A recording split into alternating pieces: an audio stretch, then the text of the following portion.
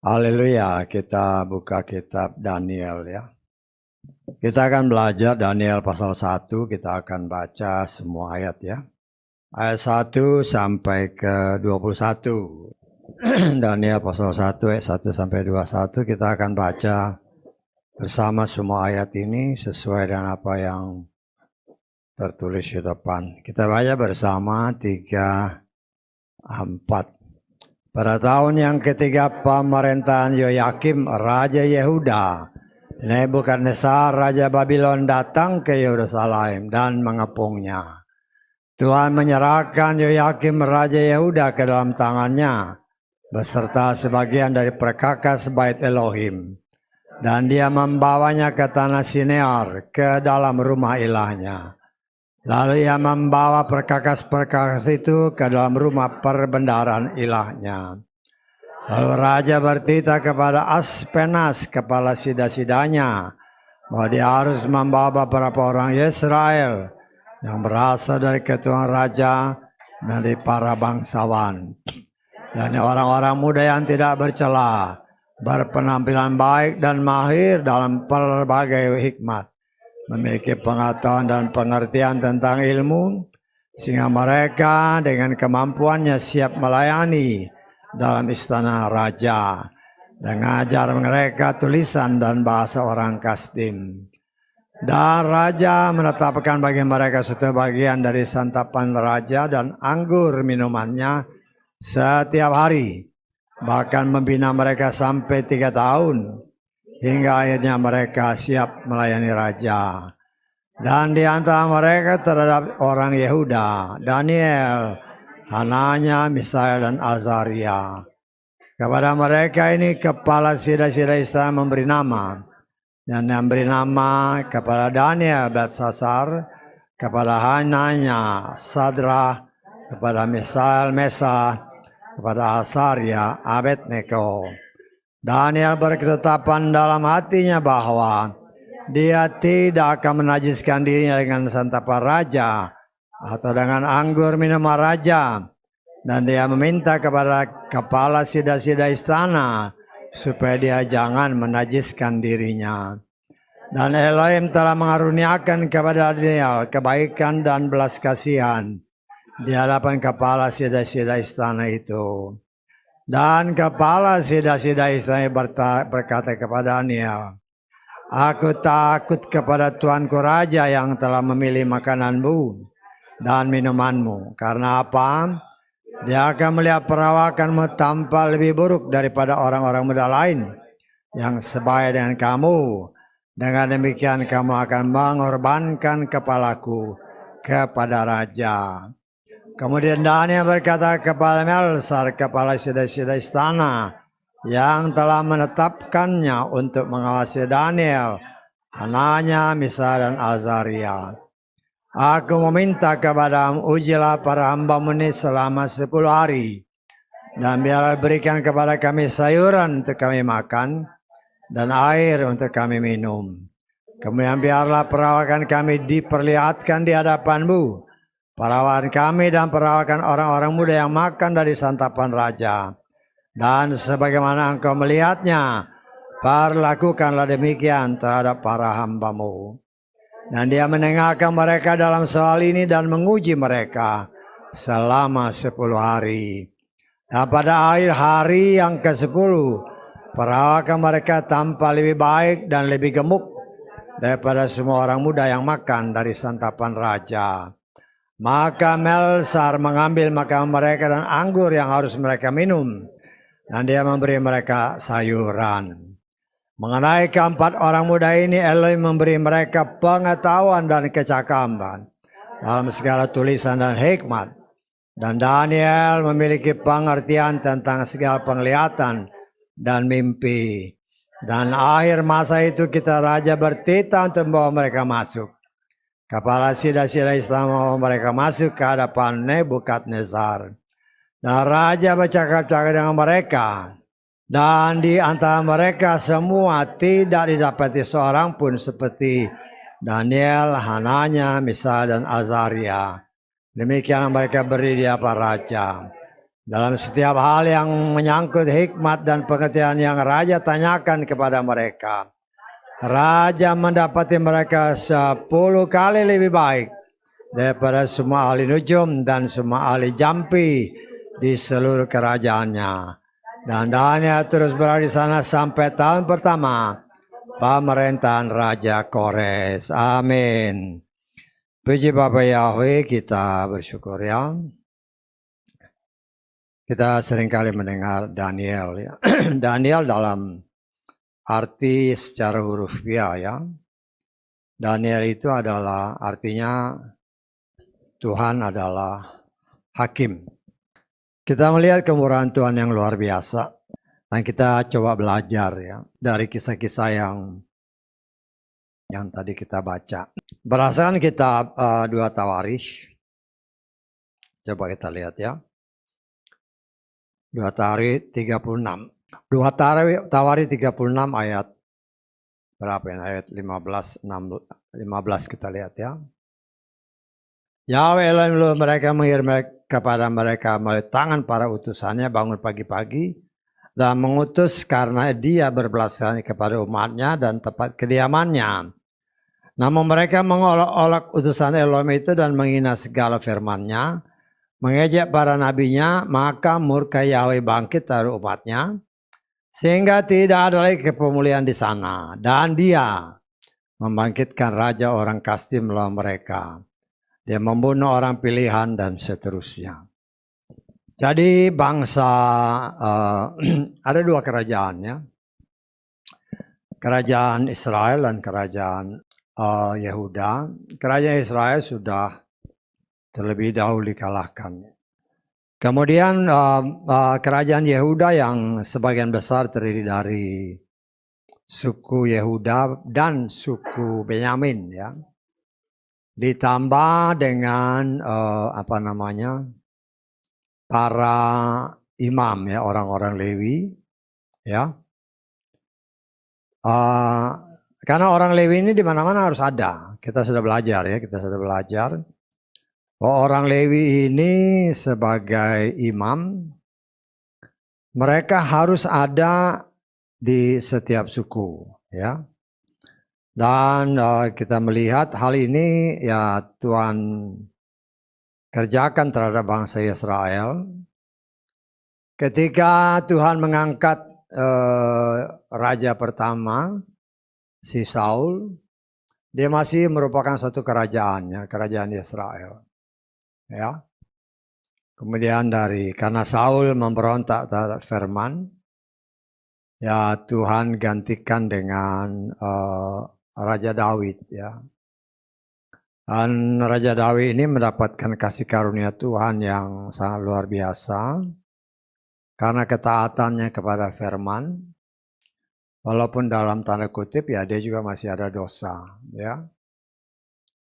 Kemudian kita melihat janji Tuhan kepada Daud, kalau keturunannya setia, maka mereka akan memerintah selamanya.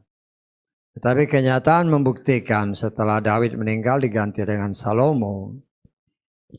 Salomo ini ya pada awalnya sangat baik ya. Sangat baik dalam arti kata Tuhan sampai paling sedikit menampakkan diri kepadanya sampai 2 kali. Ya. Kemudian Salomo ini juga mendapatkan kasih karunia Tuhan yang sangat luar biasa. Sehingga Tuhan menganugerahkan kepada Salomo hikmat yang sangat luar biasa yang tidak pernah ada pada orang lain. Ya, hikmatnya melebihi ya boleh dikatakan semua orang ya. Semua orang karena itu memang kemurahan Tuhan bagi si Salomo ya. Dan kita melihat ini sehingga dengan hikmat yang sangat luar biasa ini kalau kita baca ya dalam 1 Raja-Raja 3 Kita baca ayat ke berapa ini? 10. Perkataan itu baik di mata Tuhan bahwa Salomo telah meminta hal ini. Lalu Elohim berfirman kepadanya, oleh karena engkau telah meminta hal ini dan tidak meminta umur panjang atau kekayaan bagi dirimu atau meminta nyawa musuhmu dan telah meminta kearifan bagimu untuk dapat mengerti hukum. Perhatikan, lihatlah, aku telah melakukannya sesuai dengan permintaanmu. Perhatikan ya, lihatlah. Aku memberikan kepadamu hati yang penuh hikmat dan pengertian, sehingga sebelum engkau tidak ada seorang pun seperti engkau, dan sesudah engkau tidak seorang pun akan bangkit seperti engkau. Luar biasa, karena itu hikmatnya sangat luar biasa. Ya, sangat luar biasa, ya ini karena anugerah. Tetapi orang yang sudah berhadapan dengan Tuhan, sudah berbicara dengan Tuhan, ya, itulah manusia. Kemarin kita belajar kan, dari mata turun ke hati.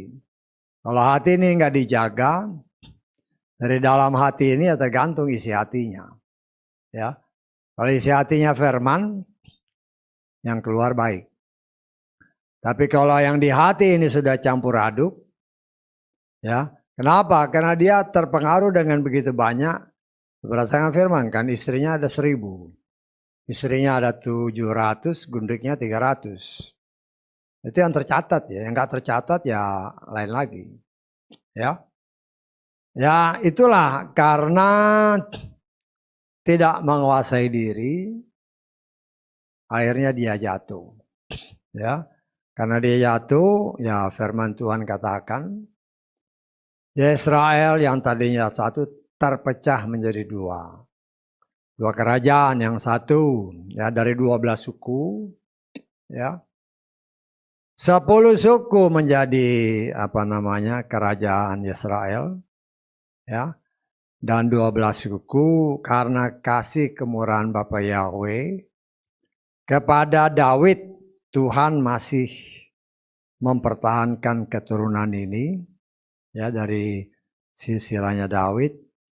Tuhan masih memberikan 2 suku, yaitu suku Yehuda, sukunya Daud, ditambah sukunya Benyamin. Ya, plus ya tentunya orang-orang Lewi. Orang-orang Lewi ini dimana-mana harus ada. Ya, nah, kita melihat, nah itulah kejadian-kejadian yang sangat luar biasa. Paling sedikit kita punya gambaran ya, sejak Tuhan memutuskan bangsa ini sebagai bangsa pilihan. Kemudian Tuhan mengeluarkan mereka dari tanah Mesir, tanah perbudakan, ya, memasuki tanah perjanjian, tanah Kanaan. Kemudian mulai diperintah baik oleh Moshe, ya, dalam perjalanan selama 40 tahun. Kemudian dilanjutkan oleh Yosua. Kemudian dilanjutkan oleh para hakim-hakim, ya. Dan hakim-hakim ini ada banyak ya, ada banyak hakim-hakim. Bahkan berdasarkan firman Tuhan total hakim-hakim ini memerintah. Ya waktu itu belum disebut raja, masih disebut hakim ya. Berdasarkan firman Tuhan kita lihat Kisah 13 ayat 20. Kisah Rasul 13 ayat 20. Sesudah hal-hal ini kira-kira 450 tahun. Dia memberikan para hakim sampai Nabi Samuel. Jadi Samuel ini adalah hakim yang terakhir. Jadi hakim-hakim itu ya memerintah, ya kan banyak hakim-hakimnya ini kan. Yang kalau nanti saudara baca dalam kitab hakim-hakim, mulai dari kitab dari hakim yang pertama itu Otniel sampai kepada hakim yang terakhir yaitu Samuel, ya. Lamanya memerintah itu ya berdasarkan ayat firman ini 450 tahun, ya. Karena kebebalan hati ya, dari hakim yang pertama diangkat semuanya baik, semuanya menyembah Bapa Yahweh. Hakim yang meninggal balik lagi. Begitu berturut-turut. Bangsa ini memang bangsa yang kalau boleh dikatakan ya memang bangsa yang tegar tengkuk. Ya, bangsanya bebal, tetapi kasih Tuhan itu sangat luar biasa. Ya, Tuhan memperingatkan bangsa ini melalui para nabinya untuk membuat mereka sadar bahwa mereka harus beribadah kepada Bapa Yahweh. Tapi kenyataan membuktikan para nabinya juga dianiaya, akan dibunuh. Ya, karena mereka tetap berkeras mau menyembah kepada ilah-ilah yang lain. Akhirnya ya terjadilah apa yang dikatakan oleh firman Tuhan, penghukuman yang Tuhan kerjakan bagi bangsa ini supaya bangsa ini sadar. Walaupun mau dihukum pun Tuhan sudah kasih tahu kepada bangsa ini melalui nabi-nabinya. Kita lihat ya, kita lihat dulu Yeremia pasal ke-25. Kita baca 10-11 sampai 10 sampai 12 lah ya. Untuk dapat bayangan sedikit ya. Aku akan melenyapkan dari mereka suara sukacita dan suara kegembiraan.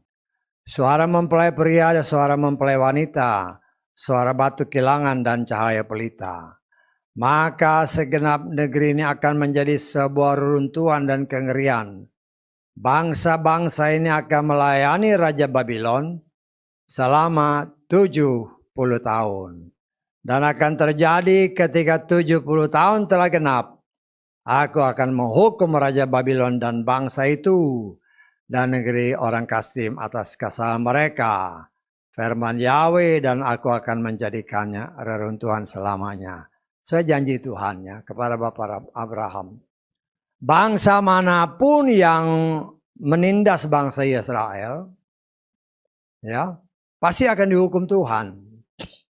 Loh, ini kan Tuhan mengutus orang Babylon Nebukadnezar untuk menghukum orang pilihannya karena orang pilihannya juga menyembah kepada berhala. Tetapi karena janjinya kepada Bapak Abraham, orang yang menindas orang pilihan pasti akan dihancurkan. Ya, sehingga genaplah apa yang dikatakan ini. Dan kita berasakan apa yang dikatakan ya, diberikan Tuhan kepada kepada Daniel yang sangat dikasih ini satu penglihatan yang luar biasa ya. Pernyataan-pernyataan yang luar biasa, apa yang akan terjadi terhadap bangsa ini, ya, terhadap bangsa Israel maksudnya ya. Nah, kita mengucap syukur, kita belajar seperti yang pernah saya katakan. Daniel ini memperoleh kasih karunia Tuhan yang sangat luar biasa, sehingga dia mendapatkan pernyataan-pernyataan sampai kedatangan Sang Mesias, ya kita sudah belajar ya.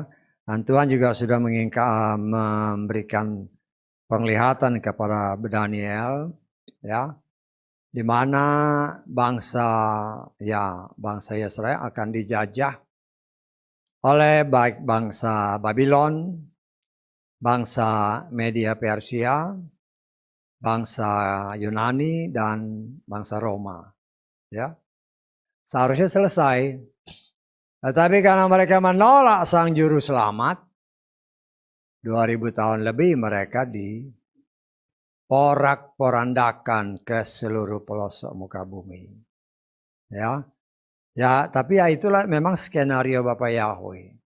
Ya, nah, kita mengucap syukur. Zaman Daniel ini ya, ketika dia ditampilkan ini, zaman Nebukadnezar ini kurang lebih 86 tahun ya sebelum Masehi, sebelum Yeshua, ya 586 tahun, ya itu perkiraan ya, tapi memang itu berdasarkan sejarah.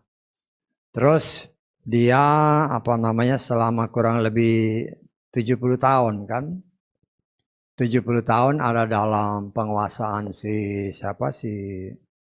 merasakan nubuatan tadi di bawah Babylon, ya. Kemudian berlanjut dengan Media Persia dan seterusnya. Nah, kita mengucap syukur apa yang dapat kita pelajari dari firman ini, cara Tuhan. Ya, Tuhan kasih lihat ya, Si Nebukadnezar ini memang salah seorang raja yang boleh katakan raja yang sangat termasuk terkenal ya. Termasuk terkenal, termasuk ya kalau boleh dikatakan pada zaman itu termasuk penguasa dunia. Penguasa dunia yang sangat luar biasa ya. Sehingga ya karena dia merasa diri sangat luar biasa, ya Tuhan memperlihatkan dia melalui mimpi-mimpi. Mimpi Tuhan kasih mimpi tentang tentang patung itu, patungnya si Nebukadnezar sendiri, ya patung yang kalau nanti saudara baca di dalam kitab Daniel pasal kedua ini, ya dia mendapatkan mimpi, tetapi dia panggil orang-orang ahli-ahlinya, ya. Dia tanya orang-orang ini, ya, coba ceritakan mimpiku. Yang mimpi dia, orang lain disuruh apa mimpiku, apa artinya. Ya belum pernah terjadi karena orang-orang ini mereka bisa mengartikan mimpi kalau mimpinya diceritain. Tetapi Nebukadnezar ini enggak, kalau dia juga mau menguji orang-orang ini benar-benar ahli apa enggak. Ya dia kata aku mimpi. Ya kalau nanti saudara baca di dalam, kita baca aja lah ya supaya dapat gambaran ya. Daniel pasal 2. Ayat ketiga lah kita baca ya. Sangat luar biasa, ini mungkin baru pertama kali terjadi di muka bumi ya. Raja atau Nebukadnezar berkata kepada mereka, aku telah bermimpi sesuatu, sehingga jiwaku sangat gelisah ingin mengetahui mimpi itu. Lalu orang-orang Kasdi berbicara kepada raja dalam bahasa Aram, ya raja hiduplah selamanya. Ceritakanlah mimpi itu kepada para hambamu dan kami akan mengungkapkan artinya. Ya kan wajar itu kan, pertanyaan wajar. Tapi apa yang dikatakan raja? Raja menjawab dan berkata kepada mereka orang Kasdi itu, perihal itu telah hilang dari ingatanku. Jadi bilang, saya udah lupa mimpinya, ya kasarnya gitu. Jika kamu tidak memberitakan mimpi itu dan artinya kepada aku, kamu akan dipenggal-penggal dan rumahmu akan dirobohkan menjadi timbunan puing. Lu bagaimana bisa mengartikan mimpi itu? Ya, dan ketika nanti kalau saudara baca semuanya itu, ya oleh kemurahan Tuhan ketika Daniel mendengar, ya mereka merendahkan diri, memohon belas kasihan Tuhan. Ya, Tuhan memberikan hikmat yang luar biasa bagi Daniel. Dia bisa menyingkapkan apa mimpinya, apa artinya. Nah, ini mungkin pertama kali terjadi di muka bumi yang tertulis. Ya, karena itu ini salah satu penyebab. Ya, si Nebukadnezar itu sangat menghormati Daniel. Sangat menghormati Daniel karena tidak ada seorang pun yang dia ceritain.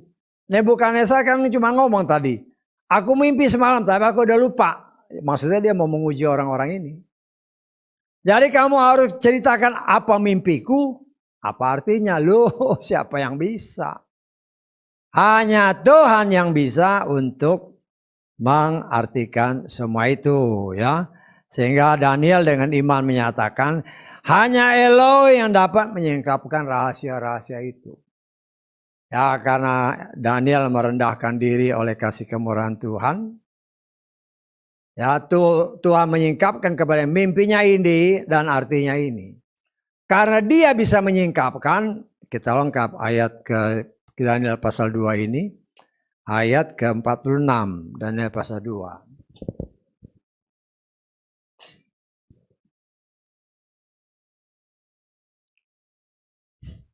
Ya. Lalu Raja Nebukadnezar tersungkur pada wajahnya. Dia memberikan penghormatan bersembahan sajian kepada Daniel. Ya. Ini salah satu sebab ketika si Raja Nebukadnezar bikin patung, semua orang harus nyembah. Ya, saya percaya Daniel ada di sampingnya. dia nggak nyembah. Tetapi teman-temannya yang 3 orang itu, si siapa? Misael, Azaria, ya. Karena mereka nggak nyembah, mereka dilaporin, mereka masuk ke dalam api yang dilipat gandakan 7 kali lipat. Tapi saya percaya ini si Nebukadnezar nyembah dia. Karena begitu takjubnya akan kemuliaan Tuhan yang dipancarkan melalui Daniel. Karena dia menyatakan bahwa Daniel ini dipenuhi dengan roh Elohim yang luar biasa. Ya. Karena itu saya menafsirkan ketika si Nebukadnezar membuat patung, ya, Daniel itu ada di samping dia tidak nyembah. Dia nggak nyembah. Teman-temannya yang nggak nyembah dilaporin masuklah ke perapian. Ini yang saya gambarkan. Firman Tuhan jelas menyatakan, Daniel, engkau orang yang sangat dikasihi. Nah, itulah yang saya katakan, saya gambarkan, saya tafsirkan. Itulah orang pilihan yang tidak akan masuk ke dalam kesukaran. Dan saya pernah menafsirkan 3 orang ini, siapa 3 orang, Hananya, Misael, Azaria, gambaran dari 3 orang keturunan Nuh, Sem, Yafet, dan Ham. Ya, mereka ini yang tidak sungguh-sungguh. Kan yang firman Tuhan katakan, kalau engkau mengasihi aku, lakukan perintahku. Orang ini kelihatan, 3-3 ini kelihatan mengasihi Tuhan, tapi mungkin tidak sungguh-sungguh dalam pandangan Tuhan. Berbeda dengan si Daniel. Karena itu ibadah sih ibadah, tapi karena nggak sungguh-sungguh. Artinya tidak mengasihi, tidak melawan perintah Tuhan. Seutuhnya dengan benar, akhirnya mereka memasuki kesukaran besar. Walaupun selamat ya. Ya itulah kasih Tuhan. Ya, jadi gambaran-gambaran seperti ini ya kita boleh nafsikan asal ya masuk akal gitu loh, masuk akal. Dan kita bukan berharap seperti ketiga orang temannya ini. Kita berharap seperti Daniel. Seperti Daniel. Sebagai orang yang sangat dikasihi sehingga kita tidak mengalami kesukaran besar. Kita diraibkan. Itulah yang kita imani berdasarkan Wahyu pasal 12. Jadi paling sedikit ya saya coba memberikan gambaran yang mudah dimengerti. Sehingga ada orang yang seperti yang Pak, bagaimana kesukaran besar? Kok ibu mengimani kesukaran besar? Kalau kan jadilah sesuai imanmu kan? Ingat ya, firman Tuhan kita harus sangat berhati-hati. Engkau mengimani masuk kesukaran besar, ya masuklah kau kesukaran besar. Saya tidak mengajarkan untuk mengimani seperti itu, tidak.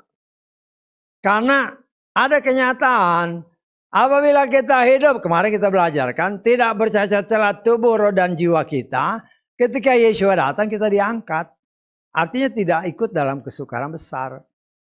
Karena itu jangan mengimani masuk kesukaran besar. Banyak orang percaya harus masuk kesukaran besar. Ini pemurnian. Di mana hikmatmu? Pemurnian kok masuk kesukaran. Nggak ada hikmat itu. Saya sih ngomong apa adanya. Ya. Ujian atau pemurnian itu bukan dengan kesukaran. Bukan dengan masalah, bukan dengan pencobaan. Masalah, pencobaan, tantangan. Itu hanya ujian bagaimana kita menghadapinya. Bagaimana kita menghadapinya. Ya kalau saudara dengan kesaksian kan. 8 tahun ini cukup lama. Menunggu waktu Tuhan dengan sabar. Tapi ya tetap berdoa. Ya saya sih memang tetap berdoa untuk anak kan. Ya. Berdoa dengan cara Tuhan, kita punya jangkauan terbatas. Kalau waktunya Tuhan, jadi. Saya tanggap. Jadi hal seperti itu kita harus pegang teguh. Jangan sampai kita tergoyahkan dengan berbagai macam Ya, seperti yang saya katakan. Ya, kemarin kita belajar kan. Hati ini harus dijaga. Hawa tidak menjaga hatinya. Dia terpengaruh dengan apa yang dia lihat. Kalau dia jaga hatinya, dia boleh lihat. Tetapi kalau di dalam hatinya ada firman, dia akan sanggup menolak. Ya, memang dia salah. Salahnya apa? Dia membiarkan dirinya berkomunikasi dengan setan. Yang mulai kan setan. Setan kan nanya sama si Hawa kan. Salahnya Hawa respon. Jangan direspon. Begitu dia coba, setan kau pergi. Jadi jangan diberi kesempatan. Jangan beri celah, kata Efesus pasal keempat. Kita lihat ayat ke-27 ya. Hal seperti ini ya kan apa yang dikatakan 1 Korintus pasal 10. Semua yang ditulis ini adalah sebagai pelajaran bagi saudara dan saya. Jangan pula memberi tempat kepada si setan. Inilah salah satu kelemahan si Hawa. Ya. Ketika setan mengajak dia berkomunikasi, ada respon. Lo jangan merespon setan. Ketika kau dengar ini suara setan, ya usir. Jangan beri kesempatan. Saya tangkap. Kita harus bertindak tegas, bukan lagi main-main. Ya, jangan memberi kesempatan. Ya ini kan jelas sih. Jangan beri kesempatan. Hawa beri kesempatan. Diajak komunikasi, dia balas. Balasnya tidak dengan firman yang benar. Kita belajar semalam kan? Ya, harusnya kalau berkomunikasi lawan dengan firman yang benar. Jangan ditambah, jangan dikurangi, ya. Tapi saya mengatakan jangan berkomunikasi dengan setan, jangan beri kesempatan. Di dalam hati kan kadang-kadang, aduh, bingung ini dari Tuhan dari setan. Makanya pasang telingamu, saya berdoa. Ada 3 suara ya, suara Tuhan, suara Roh Kudus, suara hati, suara setan.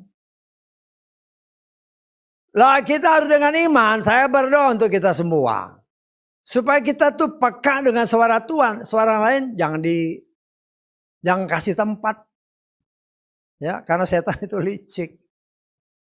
Setan itu licik, karena itu jangan beri kesempatan. Kan jelas si Hawa itu. Ya, kalau dia tidak merespon setan, selesai. Tetapi dia respon. Ya walaupun ya memang ini skenario Tuhan ya. Tuhan bikin skenario begini. Nah kita belajar ya. Supaya memang kita ada di bagian dunia yang dimana kita menjadi pemain-pemainnya. Kan ini cerita, kan kita sudah belajar. Ini cerita tentang yang dibuat oleh Tuhan. Dan kita ada di sana sebagai pemerannya. Salah satu aktor yang berperan di sana. Ya. Tetapi kita harus menempatkan diri kita sebagai pemeran di pihak Tuhan, jangan di pihak setan. Karena itu dalam setiap doa yang kita naikkan atau yang saya naikkan, ketika waktunya tiba, kita memang akan berperang dengan si setan, dengan para pengikutnya. Tapi pimpinan kita, panglima perang kita ya Yeshua. Baik dalam perang yang kita kenal firman Tuhan katakan Harmegido atau yang lebih dikenal dengan nama Armageddon. Dan perang Gog Magog. Ya ada 2 peperangan ya. Walaupun ya beberapa waktu sering, ini kita perang Gog Magog lah. Berarti orang ini gak ngerti firman. Pernah juga ada orang yang tanya, Pak ini perang Armageddon atau perang Gog Magog? Bacalah Wahyu pasal 19, pasal 20. Jadi engkau ngerti mana itu. Karena perang-perang itu dikasih tahu sama Tuhan. Perang pertama Armageddon ini siapa yang dikalahkan. Perang yang kedua yang terakhir ini siapa yang dikalahkan. Itu tertulis. Kalau kau baca, kau meditasi, engkau akan mengerti. Ya. Lah kembali. Nebukadnezar ini lambang penguasa dunia. Ya. Penguasa dunia. Ya. Seharusnya anak-anak Tuhan. Ya. Ya, karena kesalahan leluhur kita ditaklukkan sama setan. Ya, itu gambaran ya. Si Daniel ini termasuk gambaran orang yang percaya. Tetapi karena dunia ini dikuasai oleh si setan, ya dia ada dalam tawanan penguasa waktu itu ya Nebukadnezar. Nebukadnezar ini ya gambaran setan memang. Dia nggak pilih orang sembarangan kan. Pilih orang-orang Yehuda. Ingat orang Yehuda ini orang pilihan. Ya. Orang pilihan. Di antara orang pilihan dia nggak bilang ayo semua. Enggak. Pilih yang cakep-cakep. Yang keturunan raja, yang keturunan bangsawan. Ada kriterianya kan. Kita baca tadi kan. Itu setan milih. Ya. Orang di antara sekian banyak orang pilihan. Kan Yehuda ditangkap. Ratusan ribu mungkin jutaan. Hanya dipilih. Yang kamu pilih harus yang karakter seperti ini. Karena orang-orang seperti ini kata firman Tuhan. Akan dimasukkan ke dalam ya dapat dikatakan training center. Ya. Nah supaya orang ini bisa mengikuti apa yang dikehendaki oleh penguasa waktu itu yang kita kenal dengan Nebukadnezar. Nebukadnezar kan pintar. Orang ini harus diajar dulu untuk mengerti apa namanya istilahnya, kalau saya boleh katakan watak daripada si penjajah ini. Dalam hal ini si orang Babylon. Dia pinter.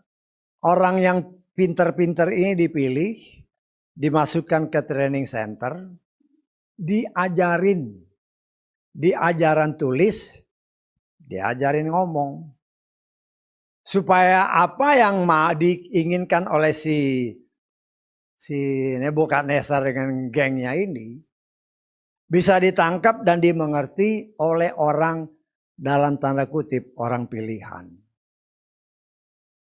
Dan dididiknya dengan intensif. Diberi guru yang dapat dikatakan pasti bagus. Tetapi bukan hanya diberikan pengajaran secara teori. Tetapi karena raja ini mengerti bahwa orang ini gizinya harus bagus. Karena itu diberikan ya dalam tanda kutip istilah sekarang apa? MBG ya. MBG itu kan ya kan maksudnya bagus. Untuk memberi makan yang dengan gizi yang baik. Saya tidak katakan bahwa MBG itu ya adalah sekian orang banyaknya yang mengusahakan atau yang diberi kesempatan untuk menjalankan program pemerintah. Ya namanya ngelihat duit kan. Kenyataan membuktikan, tapi ya tidak semua lah. Tapi ya itu kan urusan pemerintah, mereka kan harus ngecek. Setelah sekian lama dievaluasi. Bagaimana? Bukan main asal gelontorin aja rencana-rencana dengan duit yang sekian banyak, tapi nggak dikontrol. Ya, tapi kan itu urusan pemerintah. Nah yang berbicara yang kita bicarakan ini, Nebukadnezar sudah menetapkan orang-orang ini harus dididik. Dan harus diberikan gizi yang bagus. Bahkan dikatakan harus mendapatkan gizi sesuai dengan makanan raja-raja. Atau keturunan raja. Atau yang didapat dari meja raja. Nah itu bagus. Satu program yang bagus. Yang seharusnya bisa ditiru. Yang bagusnya ditiru. Ya. Supaya mendapatkan hasil yang baik, kasih makanan yang baik. Betul nggak? Kan bagus itu. Ya. Tetapi yang namanya orang pilihan Tuhan. Dia menyadari bahwa makanan itu bisa mempengaruhi akan pertumbuhan, bukan saja pertumbuhan jasmaninya, tetapi juga pertumbuhan rohaninya. Tidak ada yang pernah ngajarin si Daniel kan. Ya, saya tidak mau makanan-makanan raja. Izinkan saya makan makanan sayur aja sama air. Kalau kita lihat ya ini kembali kepada awal mula yang coba diterapkan kembali oleh manusia pada akhir zaman. Yang kita kenal dengan makanan ya tidak makan daging, hanya makan tumbuhan yang berbiji. Ya kita lihat ya. Karena ini kan awalnya seperti itu. Kita lihat Kejadian pasal keberapa? Pasal ke-1, pasal kedua itu kita lihat ya. Jadi segala sesuatu itu ada dasarnya. Kita lihat pasal ke-1 ayat ke-29. Kejadian pasal 1 ayat 29. Lalu Elohim berfirman, lihatlah, aku telah memberikan kepadamu segala tumbuhan yang mengandung benih yang ada di seluruh muka bumi dan segala pohon yang padanya ada buah pohon-pohon yang mengandung benih. Itu akan menjadi makanan bagimu. Ya. Kalau saya baca terjemahan Lugas ya. Elohim juga berfirman, lihatlah aku memberikan kepadamu segala jenis tumbuhan biji-bijian. Nggak ada sini ya biji-bijian ya. Biji-bijian, segala jenis pohon buah-buahan yang berbiji. Ya. Itu makanan yang aslinya manusia. Ya. Dan saya percaya karena Daniel ini termasuk orang pilihan. Dan dia dari suku Yehuda. Dan bait itu ada di Yerusalem. Saya tangkap ya. Bait itu ada di Yerusalem. Ya mungkin dia termasuk orang yang paling sedikit ya. Setiap hari Sabat mungkin dia datang ke ke sinagog. Untuk melihat Torah. Ya. Luar biasa ya kalau kita lihat ya, kita belajar ini. Ya. Kita lihat, kita kutip dari 2 Tawarikh ini. Pasal ke-30 berapa ini? 34. Ya pada zaman Yosia memerintah sebagai raja, ya. Dia itu dalam pandangan Tuhan hidup sesuai kehendak Tuhan. Dan pada zaman dia diketemukan kembali. Ya, Torah yang Tuhan berikan kepada Mose. Kita lihat di dalam 2 Tawarikh 34 ayat ke-14. Ketika mereka mengeluarkan perak yang telah dibawa ke bait Yahweh, Imam Hilkiah menemukan kitab Torah Yahweh yang disampaikan oleh tangan Mose. Itu udah berapa ratus tahun. Ya. Dari zaman Mose terus Yosua kan. Zaman hakim-hakim aja udah 450 tahun. Terus zaman Saul, Daud, Salomo masing-masing 40 tahun. Itu 120 tahun. Udah berapa ratus tahun. Ini masih utuh. Seperti yang saya katakan, saya nggak tahu bahannya pakai apa. Mungkin kulit, tapi tulisan pakai apa saya nggak tahu. Tetapi yang jelas firman Tuhan katakan, setelah sekian ratus tahun, cara Tuhan, Torah itu tetap terpelihara dengan sempurna. Ya, ya kalau kita baca di sini kan, ketika mereka mau perak yang telah dibawa ke bait Yahweh, ya, di antara tumpukan-tumpukan diketemukan Torahnya Mose. Ya, sangat luar biasa kan. Saudara mungkin punya buku yang dari kita mungkin ini kan ratusan tahun. Mungkin kita punya buku yang SMP, mungkin udah nggak kayak gitu, udah hancur-hancuran. Tapi ini masih bisa dibaca dengan jelas. Nah, kita melihat di sini cara Tuhan yang luar biasa. Ya, saya percaya Daniel ini karena dia, ya saya tafsirkan dia bangsa, kan dia suku Yehuda. Dan Yerusalem itu di Yehuda. Bait suci di Yehuda. Jadi kemungkinan besar paling sedikit mungkin seminggu sekali dia datang, dia baca. Dan dari apa yang dia baca, itulah yang dia minta. Kasih saya makan sayur-sayuran. Karena ini makanan yang pertama kali Tuhan berikan kepada manusia. Manusia itu makannya cuman tumbuh-tumbuhan, biji-bijian, buah-buahan. Nah, saya percaya itulah yang diberikan. Atau yang diminta oleh, ya berdasarkan inisiatif Daniel. Kemudian teman-teman yang 3 orang ikut serta.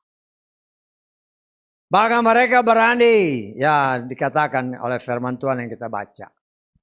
Karena si Sida-Sida ini kan takut. Karena dia bilang kan, kalau raja mendapatkan engkau tidak bertumbuh sesuai dengan perintah raja, bisa-bisa kepala saya dipenggal. Tapi Daniel menguatkan mereka ke si Sida-Sida ini. Berdasarkan apa yang kita baca tadi. Ya, coba dulu deh 10 hari. Ya, saya makan ini, mereka makan dari santapan raja. Nanti kita lihat setelah 10 hari. Nanti kau pertimbangkan kepada Sida-Sida ini. Kalau dalam pandanganmu keadaan kami lebih buruk dari mereka, ya mereka kembali ke sana. Tapi kalau keadaan kami menurut pandanganmu lebih baik dari yang lain, ya biarlah kami terus makan ini. Nah, saya percaya karena itu kehendak Tuhan. Satu penyangkalan diri, tidak mau menajiskan diri dengan makanan-makanan dari penguasa dunia. Ya, kan si Nebukadnezar ini penguasa dunia. Makanannya secara manusia ya enak. Ya. Enak pasti. Ya makanan raja kan anggur, daging, wah mungkin udang segala macam lah. Ya, tetapi Daniel kan tahu. Makanan ini adalah makanan-makanan yang tidak bersih. Kata kitab Torah. Dan dia kan firman Tuhan katakan, mereka berketatapan hati untuk tidak menikmati makanan raja. Tidak menikmati makanan penguasa dunia. Tetapi makan makanan sebagaimana apa yang dikatakan Torah. Makan tumbuh-tumbuhan, sayur-sayuran, biji-bijian, buah-buahan. Dan air putih. Air biasa. Dan setelah dicoba 10 hari. Ketika mereka tampil, terlihat bahwa yang 4 orang ini. Perawakannya jauh lebih baik dari yang lainnya. Ya mungkin yang lain kan perutnya buncit-buncit kan. Loh kita kan bisa membayangkan. Karena makanannya enak kan. Buncit-buncit, makan daging, makan ya segala macam. Makanan-makanan yang tidak bersih dimakan ya, anggur segala macam. Ya. Dan ketika si Sida-Sida ini melihat, dalam hati dia senang juga. Artinya, jatah 4 orang ini kan masuk ke rumahnya. Betul nggak? Jadi dia setiap hari ya jatah 4 orang masuk ke rumah. Senang dia. Tetapi Tuhan melihat karena orang-orang ini, orang-orang pilihannya. Walaupun mereka ada di dalam kuasa penguasa dunia waktu itu. Karena mereka bertekad hanya untuk makan makanan sebagaimana Torah menyatakan. Maka pembelaan Tuhan sangat luar biasa. Ketika diuji ketika waktunya datang. Setelah 3 tahun ya. Kan waktu yang cukup lama itu. 3 tahun, 3 kali berapa? 365 hari. Makannya mungkin 3 kali. Nah, bisa dihitung lah. Ya. 3 kali 3 kali 365. Ya. Ketika diuji, didapati oleh Nebukadnezar. 4 orang ini 10 kali lebih baik dari orang-orang yang lain. Ya, karena pembelaan Tuhan yang luar biasa bagi orang pilihan. Ya, nah, kita kan mengucap syukur. Apa yang ditulis adalah juga pelajaran buat saudara dan saya. Dunia ini memang dikuasai oleh si jahat. Sama ya sama Nebukadnezar akhir zaman. Kalau dilihat makanan jasmaninya, kita kan sudah belajar. Ya, berdasarkan kitab Imamat. Ada makanan yang bersih, ada makanan yang tidak bersih. Saya tidak katakan haram dan halal ya. Karena firman Tuhan tidak mengajarkan seperti itu. Bersih dan tidak bersih. Ya, Tuhan bilang makan yang bersih ya. Makan yang bersih. Ya. Walaupun yang enak ini, ya kan enak-enak semua yang nggak bersih. Tuhan bilang jangan makan. Ya kan Tuhan berikan kebebasan. Ini bersih, ini nggak bersih. Ya. Kalau engkau makan yang bersih, tubuh bertumbuh dengan baik. Engkau makan yang tidak bersih, ada sebab, ada akibat. Loh, namanya anak Tuhan. Ya. Mau mengakali Tuhan, ya. Para pelayan Tuhan mau mengakali Tuhan, pakai firman Tuhan. Hebat enggak tuh? Mengakali Tuhan, pakai firman Tuhan. Dipakailah ayat ini. Ya. 1 Timotius 4. Ayat ke 3 dan 4. 3 sampai 5 ya. Yang melarang menikah, menyuruh menjauhkan diri dari makanan yang telah Elohim ciptakan. Untuk diterima dengan ucapan syukur oleh mereka yang beriman dan yang mengenal kebenaran. Padahal setiap ciptaan Elohim itu baik, tak satu pun yang buruk. Jika diterima dengan ucapan syukur. Karena dia disucikan melalui firman Elohim dan doa. Ini senjatanya. Pelayan Tuhan. Ada tertulis, ya memang tertulis. Ini sudah disucikan. Loh, lupa dia Ibrani pasal ke-13 ayat ke-8. Ibrani pasal 13 ayat 8. Yesus masih tetap sama kemarin, hari ini, sampai selamanya. Firman Tuhan tetap sama kemarin, hari ini, bahkan selamanya. Torah tetap sama kemarin, hari ini, bahkan sampai selamanya. Torah menyatakan ini bersih, ini kotor. Ya. Tetapi karena dasarnya memang mau menikmati yang enak-enak. Ini kan sudah didoakan, ada tertulis. Tuhan gak berubah. Kita lihat 1 Yohanes pasal ke-3 ayat ke-4. Cuman terjemahan ini gak bagus nih. Coba lihat 1 Yohanes pasal 3 ayat ke-4. Setiap orang yang berbuat dosa, dia juga berbuat durhaka. Dan dosa adalah durhaka. Ini gak benar ya. Ini terjemahannya salah ini. Ngawur. Karena durhaka itu apa? Ya. Kita lihat terjemahan. Coba terjemahan LI dulu deh. Setiap orang yang berbuat dosa melanggar juga hukum Tuhan. Sebab dosa ialah pelanggaran terhadap hukum Tuhan. Kita lihat King James. Whosoever committed sin transgress also the law. For sin is the transgression of the law. Law dalam terjemahan Inggris pasti Torah. Dalam terjemahan Lugas, setiap orang yang berbuat dosa, ia melakukan pelanggaran terhadap Torah. Sebab dosa adalah pelanggaran terhadap Torah. Itu tetap, kalau Tuhan sudah bilang dalam kitab Imamat, ini bersih dan ini kotor, jangan kau langgar. Terus banyak orang menamakan diri pelayan Tuhan, mengambil 1 Timotius untuk pembelaan diri, menghalalkan segala cara. Sudah tahu makanan kotor, saya nih kalau saya mau masuk, ya mungkin kalau restoran besar enggak lah. Warteg aja, warteg. Saya memang suka makan di warteg, murah kan. Warteg nih. Kalau di warteg itu banyak laler, saya nggak makan di situ.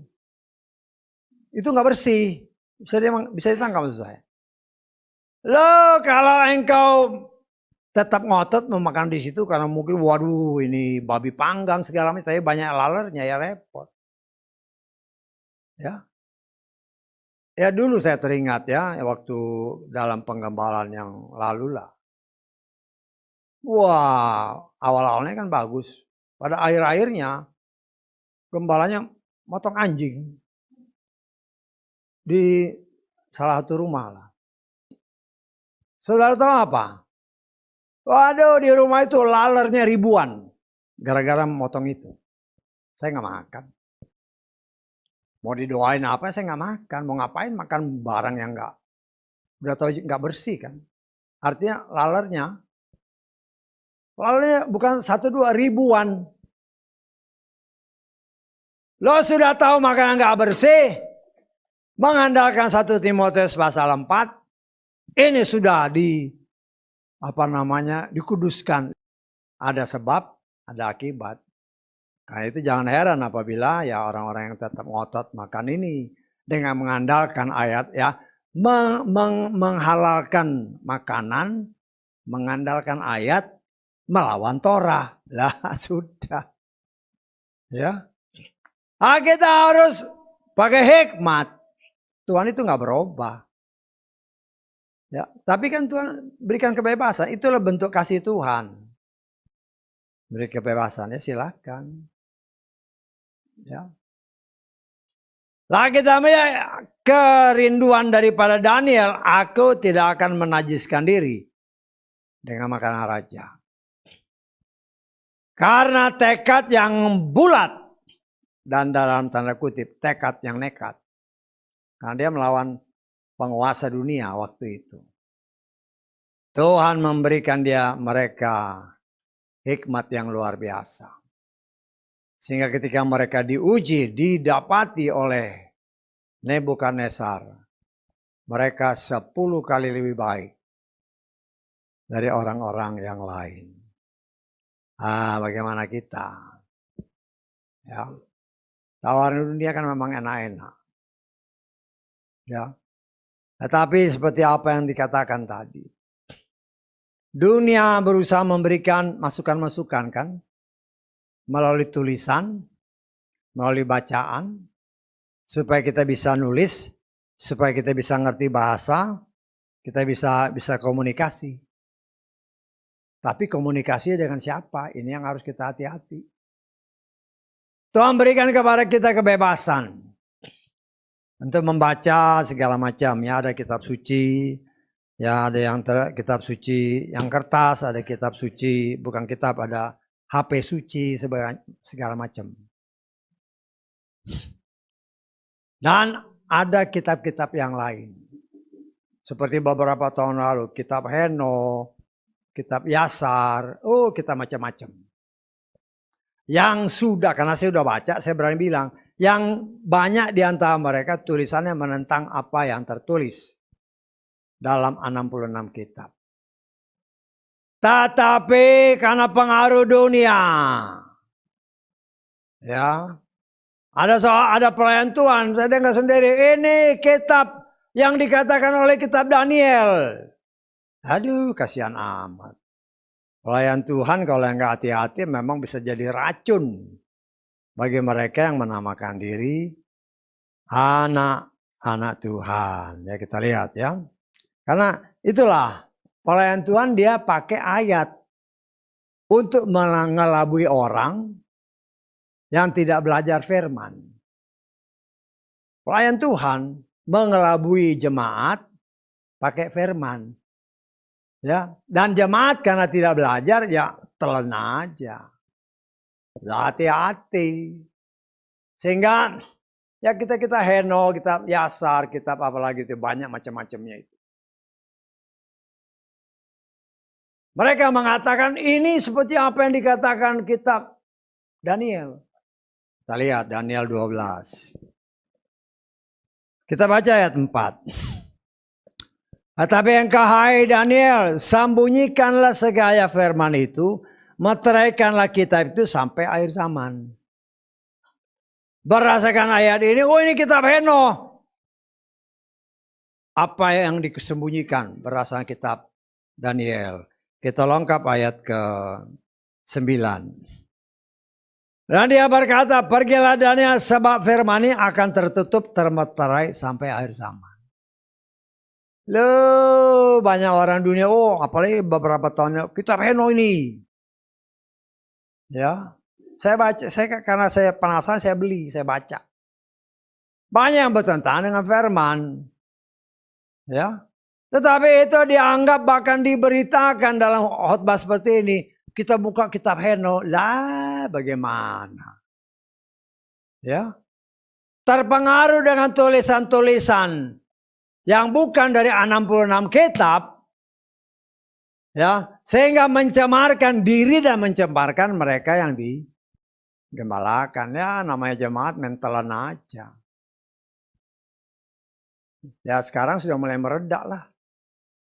Ya, saya sih dari tempat ini saya katakan, kitab Henoh yang tenar beberapa waktu yang lalu, saya tafsir kalau benar-benar Henoh yang nulis itu pasti Henoh keturunan Kain.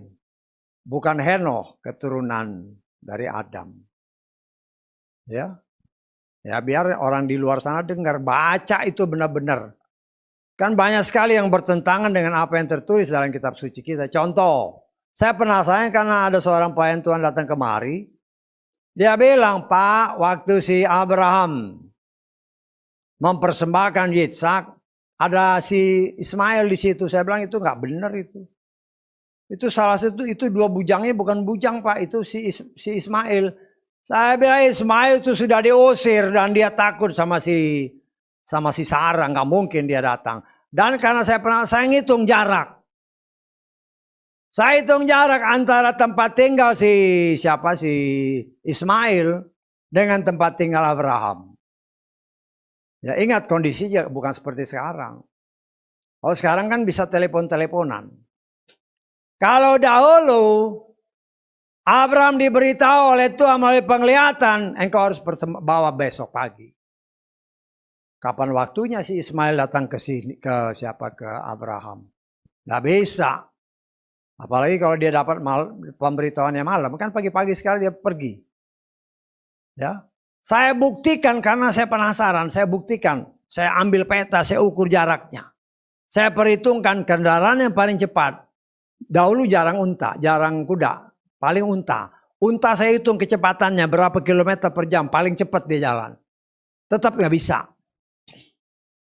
Karena itu saya berani pastikan itu salah total.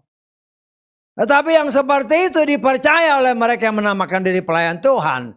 Tulisan-tulisan yang dibuat oleh dunia dipercaya sebagai satu kebenaran. Ini yang dibuka pada akhir zaman, dasar kau gampang ketipu sama setan. Nah, kita tidak, ya karena itu saya katakan, di meditasi, di observasi. Saya ngitung, saya pakai peta, saya hitung.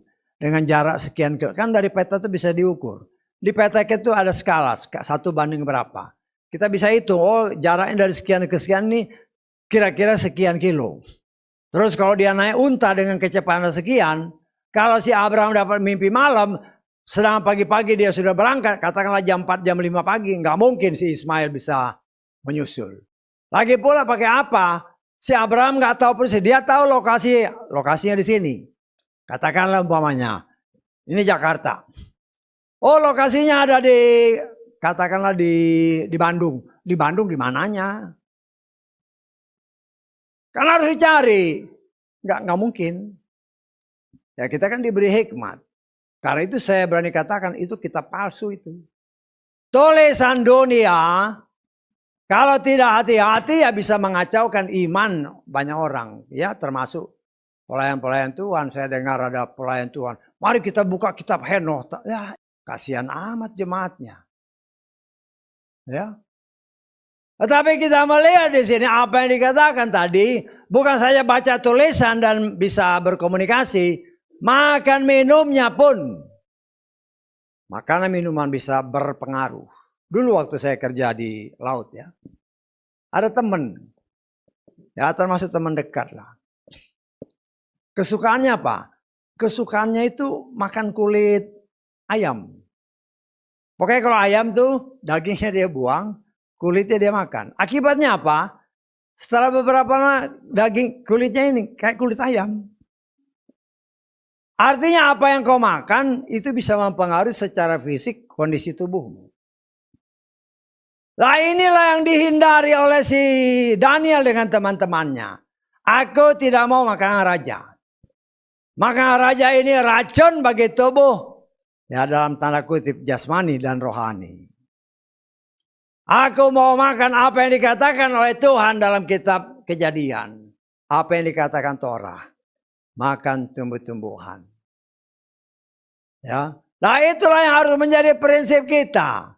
Makanan kita itu 66 kitab. Jangan makan yang lain. Dengan 66 kitab yang Tuhan berikan sesuai dengan nubuatan yang kita pelajari dari kitab Tabernakel. Baik itu di atas meja ada 12 roti yang disusun 6. 12 artinya pemuritan. Sebagai murid yang harus makan roti yang tidak beragi yang disusun 6. Loh, kitab suci kita 66 kitab. Ya, nah itu kan tertulis. Ya. Ya, kalau kita cuma baca gini ya memang nggak ngerti, tapi dengan hikmat Tuhan kita dibawa bahwa apa yang harus kita makan adalah firman Tuhan. Karena itu Yesus berkata, dagingku adalah benar-benar makanan, darahku benar-benar minuman. Itulah yang akan kita lakukan nanti. Ketika kita makan roti dan minum anggur, yang adalah daging dan darah Yeshua, engkau akan hidup selamanya. Kan dikatakan seperti itu. Karena itu ketika Hawa dan Adam, setelah dia berbuat dosa, Tuhan katakan usir mereka keluar. Ya, supaya jangan mereka makan pohon buah dari pohon kehidupan. Kita lihat ya. Kitab Kejadian pasal ketiga. Kitab Kejadian pasal ketiga ayat ke 22 mulai. Berfirmanlah Yahweh, lihatlah manusia telah menjadi seperti salah satu dari kita, mengatur tentang yang baik dan jahat. Maka sekarang, perhatikan, jangan sampai dia mengulurkan tangannya dan mengambil juga dari pohon kehidupan dan memakannya dan hidup untuk selamanya. Yesua ini yang dikutip oleh Yesua. Apabila engkau makan dagingku dan minum darahku, engkau akan hidup selamanya. Pohon kehidupan ini firman. Pohon kehidupan ini adalah Yesua. Loh kenapa Yesua dilarang oleh Bapa Yahweh? Karena mereka tidak bertobat. Setelah berbuat dosa, Adam dan Hawa tidak ada satu ayat pun yang menyatakan penyesalan minta ampun. Orang yang tidak bertobat tidak ada hak makan roti dan minum anggur yang adalah tubuh dan darah Yeshua. Firman yang hidup. Supaya apa? Supaya engkau dan saya bisa hidup selamanya. Karena itu saudaraku yang dikasih oleh Bapa Yahweh. Ya, Tuhan mengajarkan kepada saudara. Dunia ini dikuasai oleh si jahat. Nebukadnezar akhir zaman. Menawarkan makanan yang enak-enak bagi daging. Tetapi membawa kematian rohani dan jasmani. Tapi kan Tuhan berikan pilihan. Saya sebagai pelayan Tuhan mengingatkan saudara, mengingatkan kita semua. Jangan salah pilih. Ya. Jangan salah pilih. Tapi ya itulah bentuk kasih Tuhan. Tuhan tidak pernah memaksa. Karena itu kan jelas beberapa kali kita diingatkan. Engkau mau hidup, engkau harus beribadah kepada Bapa Yahweh. Dan engkau akan diberkati. Engkau beribadah kepada ilah lain, engkau mati. Dan engkau terkutuk. Nah, itu kan pilihan. Ya, sekarang saya ada anak-anak Tuhan dari sini kan. Buat saya sih nggak menjadi masalah mau cari tempat yang lain. Hanya masalahnya kepada siapa kau ibadah. Bisa tahu nggak? Kalau kau cari tempat ibadah yang pakai menyembah Yahweh, menyembah Yeshua, is okay. Tapi ada yang menyembah Yahweh, juru selamatnya lain. Yeshua yang lain. Keselamatan itu hanya ada nama itu, kata Kisah Rasul pasal 4 ayat 12. Tetapi itulah pilihan. Kan hidup dan mati itu pilihan. Tuhan berikan kebebasan. Ya, karena itu kita sebagai anak-anak Tuhan, jangan salah pilih. Apa yang diungkapkan dalam kitab Kejadian tadi, Tuhan Yesus sebenarnya mau kasih tahu buah yang pohon kehidupan itu yang mana sih? Nah, kita lihat dari Yohanes pasal ke-6 ayat ke-51. Aku adalah roti yang hidup yang telah turun dari sorga. Jika seseorang telah makan dari roti ini, dia akan hidup apa? Selamanya. Kan sama dengan kejadian tadi.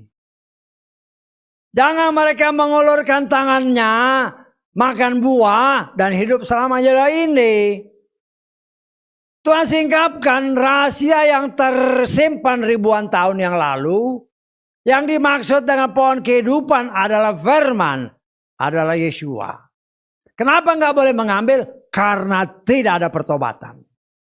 Adam dan Hawa setelah jatuh dalam dosa, tidak ada satu kata pun yang menyatakan mereka menyesal. Mereka minta ampun, nggak ada. Karena itu, ya ini kan memang skenario Bapak Yahweh. Akhir zaman kita dibuka semua. Sehingga saudara ngerti yang namanya pohon kehidupan adalah firman. Adalah pribadi Yeshua. Ya. Memang tawaran dunia, silakan mau makan raja, makan yang enak-enak, bagi daging. Tapi Yeshua, firman Tuhan katakan, matikanlah kedaginganmu. Semua keinginan daging, keinginan mata, kita baca. Satu ayat terakhir, 1 Yohanes pasal kedua.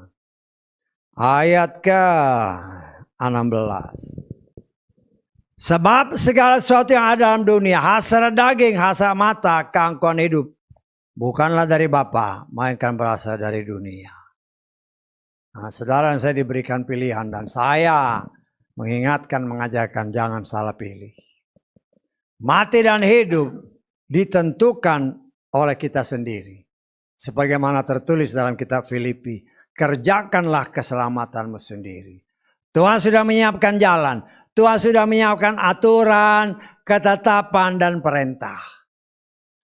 Tinggal kita yang harus mengambil keputusan. Ya, kalau kita seperti apa yang dikatakan semalam. Kalau engkau mengasihi, engkau harus mengasihi Bapa Yahweh. Dengan melakukan semua aturan, perintah, dan ketetapannya. Apabila engkau setia dan hidup di dalamnya, kita akan bertemu dengan Dia di angkasa dan hidup selamanya di langit yang baru, bumi yang baru. Karena langit yang sekarang, bumi yang sekarang, karena dosa akan dimusnahkan oleh Tuhan. Karena itu saudaraku, maju, jangan lelah, jangan mundur, supaya kita bisa hidup bersama dengan Dia sampai selamanya. Haleluya.